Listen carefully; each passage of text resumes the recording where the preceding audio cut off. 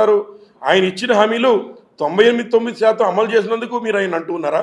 ఈరోజు జగన్మోహన్ రెడ్డి గారిని మీరు పోతున్నటువంటి మాట మాట్లాడుతున్నారు. అలాగే ₹1 మరి కొంటే పావలకు కూడా మారడు జగన్మోహన్ అనేటువంటి మాట ఒక మాజీ ముఖ్యమంత్రిని మీరు మాట్లాడుతున్నారు.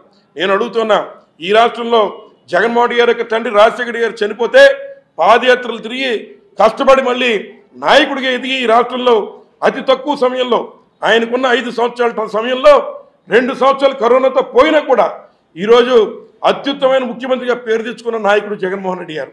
కేవలం 14 సంవత్సరాలు ముఖ్యమంత్రిగా చేసిన నువ్వు ఈరోజు చెప్పుకోవడానికి ఎన్టీఆర్ పేరు చెప్పుకోకపోతే కనీసం ఓట్లు అడగలేనటువంటి నువ్వు ఇవాళ జగన్మోహన్ రెడ్డి గారిని ఏ రకంగా మీరు ఈ రకంగా భూతమనో సైకోనో మాట్లాడతారని అడుగుతున్నా.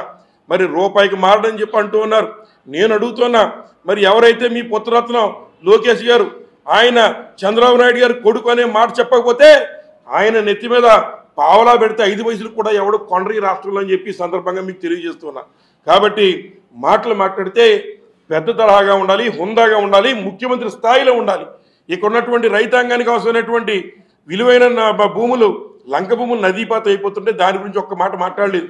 అలాగే ఉన్నటువంటి ఏదైతే కావాల్సినటువంటి ఆ గ్రామంలో మరి ఏదైతే అవసరమైనటువంటి స్కూల్ విషయంలో మరి మేమే అభివృద్ధి చేస్తాం. అలాగే ఆ గ్రామంలో అవసరమైనటువంటి అనేక సదుపాయాలు ఇళ్ల స్థలాలు ఇచ్చే కార్యక్రమం మేము చేస్తాం. మీరు గతంలో 2014 నుంచి 19 వరకు ఎన్ని ఇళ్ళు కట్టారని అడుగుతున్నాం. 2 సార్లు వానపల్లి గ్రామంలో ఇళ్ల స్థలాలు ఇస్తే వైఎస్ఆర్ కాంగ్రెస్ పార్టీలో ఉన్న భూములు వైఎస్ఆర్ కాంగ్రెస్ పార్టీ టైంలో ఇచ్చాం. అలాగే మళ్ళీ మరి రాజశేఖర రెడ్డి గారి టైంలో ఉన్న భూములు ఇచ్చాం. అంతే తప్ప ఒక్క ఇళ్ల స్థలం కూడా మీ టైంలో మీరు ఇళ్ల స్థలాలు కూడా వానపల్లి గ్రామానికి ఇవ్వలేదని చెప్పి సందర్భంగా మీకు తెలియజేస్తున్నా. మరి అలాగే ఇంకా అనేక విషయాలు ముఖ్యంగా మరి ఏదైతే ఆ గ్రామానికి అవసరమైనటువంటి మరి ఏదైతే ముఖ్యంగా అంబేద్కర్ కోనసీమ జిల్లాలో మరి ఏదైతే కాలువలు ఎక్కువ ఉండడం మరి బ్రిడ్జిలు లేక ఇబ్బందులు పడుతున్నాం. అటువంటి తరుణంలో వానపల్లికి అవసరమైన బ్రిడ్జి కానీ అక్కడ జూనియర్ కాలేజ్ కానీ ఇంకా ఇతర విషయాలు ఏది కూడా మాట్లాడలేదు. అలాగే కొత్తపేట హాస్పిటల్లో ఉన్నటువంటి డయాలసిస్ సెంటర్ నిర్మాణం చేస్తుంటే అందులో ఎక్విప్మెంట్ ఇవ్వలేనటువంటి దౌర్భాగ్య పరిస్థితిలో మీ ప్రభుత్వం ఉందని చెప్పి సందర్భంగా తెలియజేస్తూ ఉన్నా.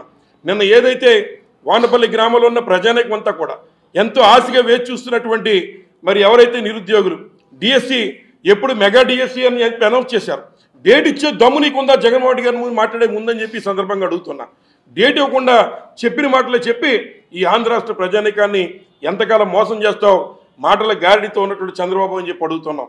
అలాగే రెండోది ఏదైతే మహిళలకి 1500 రూపాయలు ప్రతి నెల ఇస్తానని చెప్పారు, రైట్. మరి నిన్న మహిళలంతా కూడా అదే ఉద్దేశంతో మీరు ఆ డేటు టైము చెప్తారేమో అనే ఉద్దేశంతో మరి అక్కడికి వచ్చారు. దాని మీద కూడా మీరు ఎటువంటి స్పందన లేదు. అలాగే ఎవరైతే మరి బీసీ సోదరులకి 50 సంవత్సరాలు దాటితే పెన్షన్ ఇస్తామన్నారు, దానికి కూడా ఒక టైము డేటు తమరేమీ సెలవు ఇవ్వలేదు.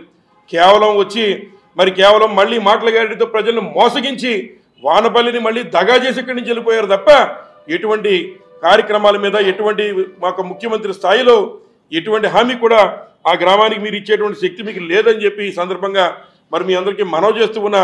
అలాగే మరి ఏదైతే మీ అందరూ అనుకుంటున్న విధంగా మరి పల్లాలమ్మ తల్లి దేవస్థానం దగ్గర ఏదైతే ఆ దేవాలయం ముందున్నటువంటి ప్రాంగణం 1,60,00,000 రూపాయలతో జగన్మోహన్ రెడ్డి గారి టైంలో మరి అక్కడ ముఖమండపాన్ని అభివృద్ధి చేసి ప్రారంభించాం.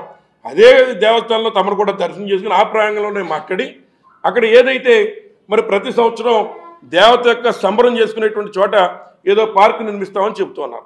మీరు పార్కు నిర్మిస్తే సంతోషమే, కానీ పల్లాలమ్మ తల్లి దేవస్థానానికి అవసరమైన సంబరం చేసుకునేటువంటి స్థలాన్ని దానికి కేటాయింపు చేసి ఆ పక్కన మీరు ఎక్కడైనా పార్కు మీరు ఒక 5 ఎకరాలు ఎక్కడైనా తీసుకుని మీరు పార్క్ నిర్మాణం చేయడం మాకు అభ్యంతరం లేదు.